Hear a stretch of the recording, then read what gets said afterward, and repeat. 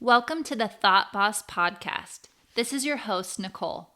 I'm here to show you that all the help you need is already inside of you and that you're far more powerful than you give yourself credit for. I'm glad you're here. Now let's turn you into a thought boss. Season 2, Episode 4, Leading with Love, but Power.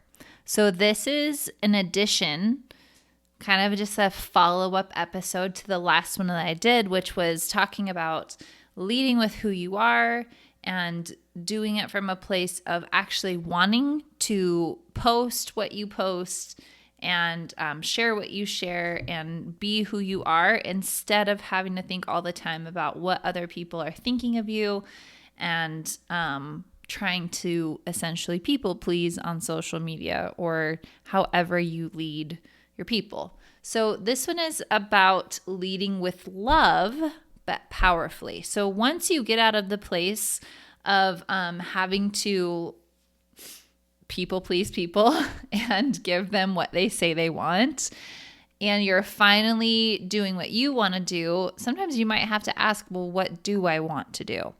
And one of the answers might just be like, I want to be a safe place for people. I want them to feel loved when they come to my page or my anytime that they come across me. Like, I want them to feel loved. But the thing is, love is definitely a powerful emotion, but it doesn't always look the way that we think it's going to look. So you might think that love is like really fluffy and really nice and really kind. But if you're a leader, there is a need for some like tough love. And kindness and gentleness is not always what people need. Sometimes when you love somebody, well, all the time when you love somebody, especially if you have a team, let's just say you're a social seller and you have a team of women under you who want to reach goals that you have already reached, just loving them is not going to be enough, right? Like, you already know this. You know that you're going to have to get them to stretch beyond where they're comfortable. And so you have to do something besides love, but having love be like the underlying tone so that they feel like they can talk to you. There's this quote that I shared the other day on Instagram by Colin Powell, of all people. But Simon Sinek shared it. And he just said, once your people stop bringing you their problems, that's when you are no longer their leader. Because being their leader means that not only can you solve their problems, but they trust you with their problems. So getting into the episode, sometimes we think leading with love is actually leading with passiveness or softness or kindness or gentleness. And as we shy away from that, that's not the kind of leader that we want. Like, that's not the kind of leader that you would want to follow. You want to know that they love you, but you also want to know that they can give you what you want. So, I mean, people want to be kind, but it's not our most important requirement for a leader. The thing people truly want in a leader is that they know what they're doing. They want to follow you because they want the thing that you have, which means that they're going to have to do hard things. They're going to have to get uncomfortable and try things. So, for instance, we'll go back to this social selling instance, well, makeup artist. Let's say you're a makeup artist and you have a bunch of makeup artists underneath you. And your goal is for each person to help sign up like another person every single week. So you're trying to help other people sign up to be makeup artists under them. You're going to have to do more than just be kind. And you'll have to do more than just love them. Now, love comes first. And it comes from thoughts like, I already love these people, no matter what they do. They don't have to change at all. Like, if they did nothing more, my love for them would not change. Love has to come first, because if you don't love your people, then you show up as a dictator or like really rude or obnoxious, and you're kind of like trying to drag people along with you. So we want people to want to be there because you love them so much and they feel comfortable, but we also want them there for a purpose. The love is kind of like to lure them in. It's not a lie. It's just that we also have them there for another purpose, okay? To be a leader, we need followers. And to get followers, people have to voluntarily decide to follow you. So you have to be somebody that people actually want to spend time with. And that's only going to happen if they feel comfortable with you. If they feel like that you're going to protect them, that you're a safe place. It's safe to be themselves when they're with you. And if they can feel comfortable talking and asking questions and being at whatever place that they're at. So in order to elevate our followers, though, we have to accept them exactly where they are. Because truly, they are not broken and there's nothing wrong with them and there's nothing wrong with their lives. They're okay. They're not failing. They're not wrong. They're not unworthy. They're not good enough. They're not incapable. They are already like beautiful and amazing humans. They're already perfect exactly as they are. And they're lovable and worthy of so much praise and adoration before they've ever made a single dollar. So there's nothing that they could do to be more lovable or perfect, honestly, truly. So just love them exactly where they are. And then when they have bought in, when they have decided to follow you, you offer them this idea that they could have more, that their little problems could be solved. And you offer them this vision of what their life could be, something that they maybe never imagined was possible. You start to open their mind up to this possibility of them getting something that they totally have wanted forever, but just let go of. So I love this quote that I recently heard in a conference. It's, God loves us exactly as we are, but he loves us too much to leave us that way. And I love this because it's this perfect balance of like, you love somebody completely and totally, but you also love them so much that you want them to have all the things that they don't have right now. You want them to reach their goals. You want them to be even happier. You don't want to leave them where they are. That's what happens when you love people. So our followers don't have to earn our love. But when we love someone, we automatically want to give them something that they want. So find out what they want. Understand their needs and their fears and their passions, and then give them hope that it's possible to get those things. Give them a hint of what it would look like to work with you and to have that thing. The third phase, so the first phase is they're not following you. Second phase is they start to follow you. And when they're following you, you start to offer them this idea of like what it could be like. The third phase is they're following you and they love everything you're posting because it's all a vision of what their life could be like. And then they opt into the next level. They say something like, hey, I want to take this work further. I want to buy what you're selling, essentially. I want to go to the next step. This should be the part that is paid for, the thing that they have to buy into. Before they pay you, you're just offering them love, love, love all the time, and like some helpful tips and a little vision of like what their life could be like. And if they don't want that, that's totally fine because they're mostly already just getting love, okay? They're already perfect, but you occasionally offer them glimpses into what you offer and what it could create. So on the opposite side, only giving them a vision of what their life could be. Sorry, that was my alarm to go get my kids. So I'm going to finish this podcast.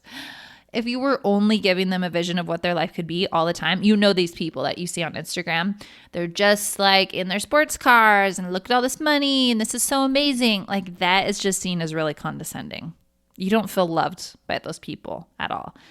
And it kind of makes people believe that they're not really worthy of that kind of life and that it's like really out of reach.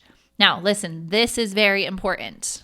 We want to keep up the love when they come to you. We're not like flipping a switch when they come to you, but the scales will tip a little bit because you've got to keep their minds now focused. Once they've come to you and they've paid you and they're opted in, you've got to keep their minds focused on where they're going. So love them where they're at. But now that they've bought in, there's going to be a lot more of believing in them more than they believe in themselves and continuing to offer them this vision of what they can have and what they can get.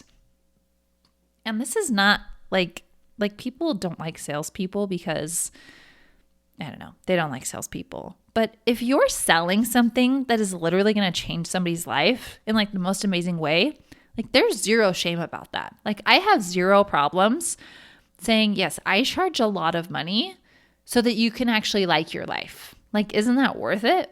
So don't be ashamed to sell people on this idea that their lives can be better. They want it. especially if they've already paid you.